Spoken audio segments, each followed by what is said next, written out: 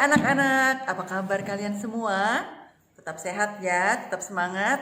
Minggu ini kita sudah masuk di tema 3. Tema 3 kali ini kita belajar tentang keberagaman yang ada di sekitar kita. Apa saja sih keragaman di sekitar kita? Juga keberagaman di lingkungan sosial budaya. Yuk kita saksikan video berikut ini.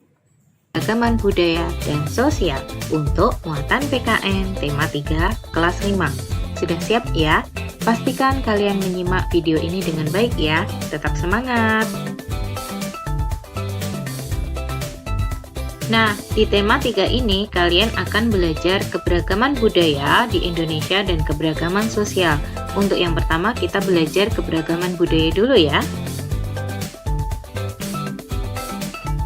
Apa ya yang dimaksud dengan budaya? Budaya adalah segala sesuatu yang dihasilkan oleh akal, rasa, dan karsa manusia.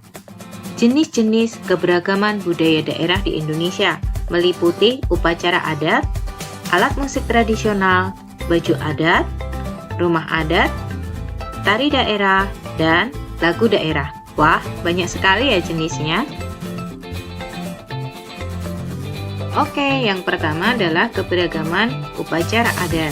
Yang pertama, upacara adat Rambu Solo merupakan upacara pemakaman yang dilaksanakan oleh suku Toraja di Sulawesi Selatan.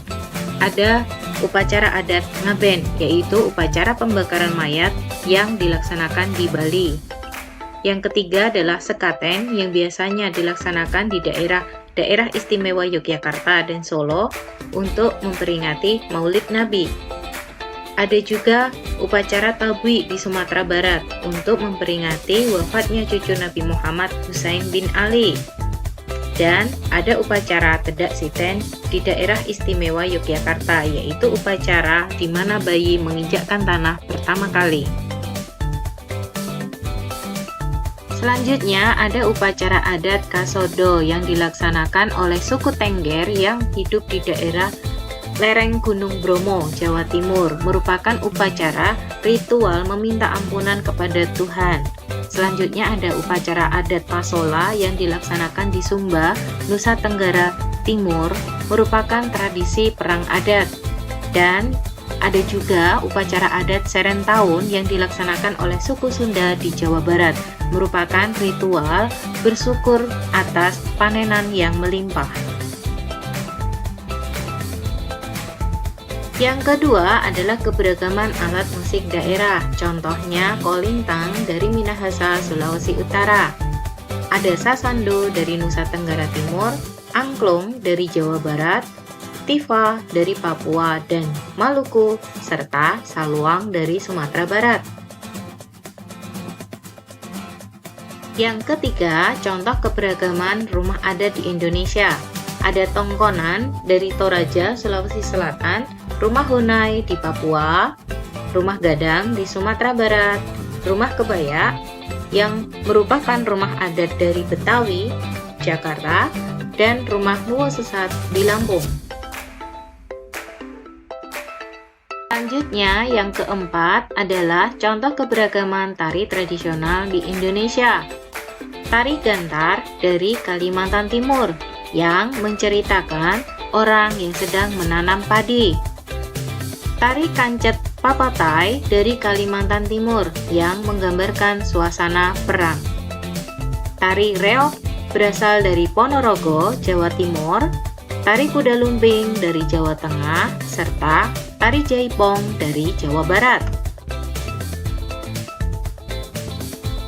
Selanjutnya ada Tari Klono Topeng dari Cirebon, Jawa Barat.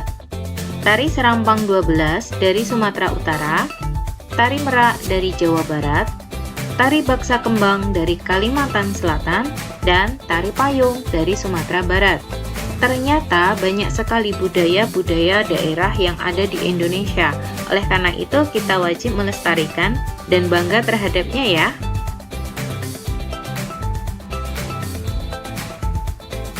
Dari tampilan contoh-contoh budaya tadi, kalian bisa memahami bahwa budaya daerah satu dengan budaya daerah lainnya itu berbeda.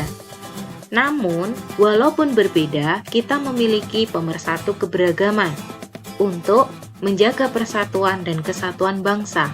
Pemersatu keberagaman tersebut adalah semboyan bangsa Indonesia yang berbunyi Bhinneka Tunggal Ika. Bhinneka Tunggal Ika artinya berbeda-beda tetapi tetap satu jua. Nah, itulah yang membuat dan memperkuat persatuan bangsa. Budaya-budaya daerah yang kita saksikan tadi, jika kita gabungkan dari daerah satu dengan daerah lainnya dan kita kumpulkan, maka akan membentuk kebudayaan nasional. Sehingga bisa kita katakan bahwa kebudayaan nasional berakar dari budaya-budaya daerah. Kebudayaan nasional itu memiliki manfaat bagi kita semuanya loh. Yang pertama, menjadi harta kekayaan bangsa. Kedua, memperkuat persatuan dan kesatuan bangsa. Dan yang ketiga, menjadi ciri khas bangsa Indonesia. Oke, selanjutnya kita jabarkan manfaat keragaman budaya di Indonesia. Yang pertama, menjadi modal kekayaan bangsa. Semakin beragam budaya, bisa kita katakan bahwa bangsa tersebut semakin kaya. Yang kedua, alat pemersatu bangsa. Meski budaya daerah satu dengan daerah lainnya itu berbeda, namun jika kita kumpulkan bersama akan membentuk kebudayaan nasional untuk menjadi alat pemersatu bangsa. Yang ketiga, menjadi jati diri dan ciri khas bangsa Indonesia. Bangsa Indonesia dikenal karena keberagaman budayanya di dunia internasional. Yang keempat, menjadi modal promosi pariwisata. Keunikan dari budaya-budaya daerah akan menarik kedatangan dari para turis asing maupun lokal. Yang kelima, dengan adanya peningkatan pada bidang pariwisata tentunya akan menambah pendapatan devisa negara. Dan yang keenam, dengan adanya keberagaman budaya maka akan menjadi sumber pengetahuan dunia. Oke, banyak sekali manfaatnya ya. Kita wajib bangga. Nah, dari berbagai manfaat dari keberagaman budaya tentunya membuat kita harus bertanggung jawab untuk melestarikan kesenian dan budaya daerah. Nah, bagaimana cara melestarikan kesenian daerah? Yang pertama, mengadakan festival kesenian secara berkala, bisa sebulan sekali ataupun setahun sekali. Yang kedua, mempromosikan kesenian daerah melalui berbagai media, bisa media elektronik, media cetak seperti poster, ataupun sosial media. Yang ketiga, berlatih kesenian daerah. Kita sebagai pemuda bangsa turut wajib melestarikan kesenian daerah dengan cara belajar kesenian daerah, bisa karawitan, kemudian alat musik, lagu daerah, dan sebagainya. Dan yang keempat adalah mendokumentasikan pertunjukan kesenian daerah dengan foto maupun video. Dengan adanya foto maupun video pertunjukan kesenian daerah, maka makna dari seni daerah tersebut akan terjaga sepanjang waktu. Oke, selanjutnya kita belajar keberagaman sosial. Keberagaman sosial yang dimaksud di sini meliputi dari pekerjaan, bidang kegiatan sehari-hari maupun tata cara pergaulannya. Faktor penyebab keberagaman. Yang pertama, kondisi geografis berupa kepulauan.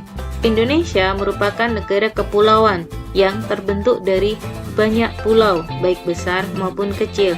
Tentunya kehidupan masyarakat di pulau yang satu dengan pulau yang lainnya berbeda, sehingga menyebabkan Indonesia memiliki masyarakat yang beragam. Yang kedua, letak Indonesia yang strategis dan diapit oleh dua benua. Ketiga, keadaan transportasi dan komunikasi. Ada daerah tertentu yang masih sulit dalam hal transportasi dan komunikasi, menjadikan kehidupan masyarakat setempat berbeda dengan daerah yang lancar transportasi dan komunikasinya. Yang keempat, mudahnya masyarakat menerima perubahan.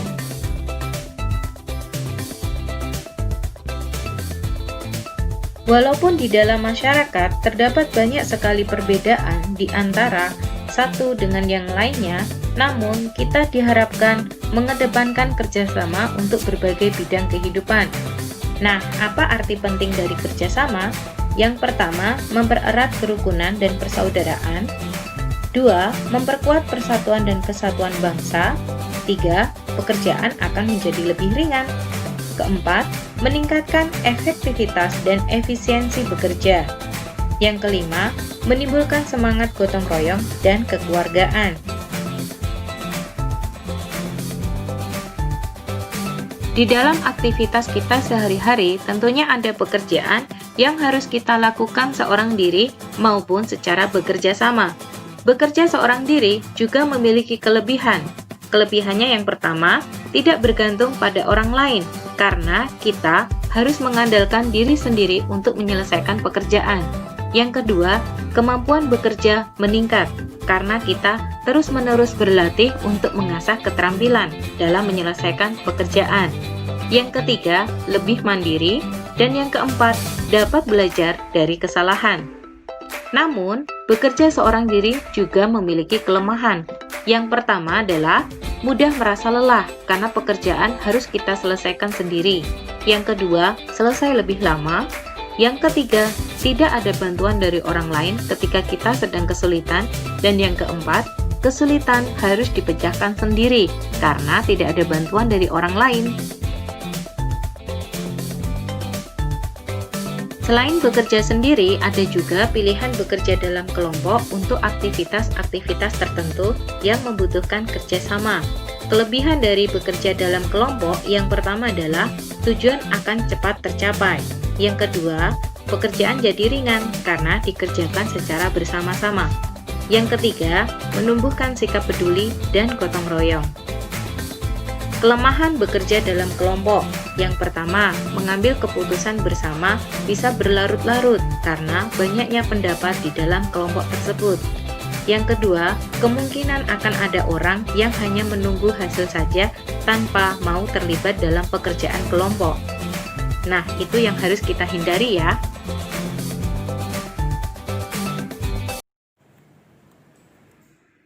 Hai anak-anak, sudah lihat videonya? Seperti itu ya, tadi kalian sudah lihat. Nah, kita hari ini belajar tentang keberagaman yang ada di sekitar kita. Apa saja jenis-jenis keberagaman itu? Ada di lingkungan keluarga, lingkungan sekolah, juga di lingkungan masyarakat.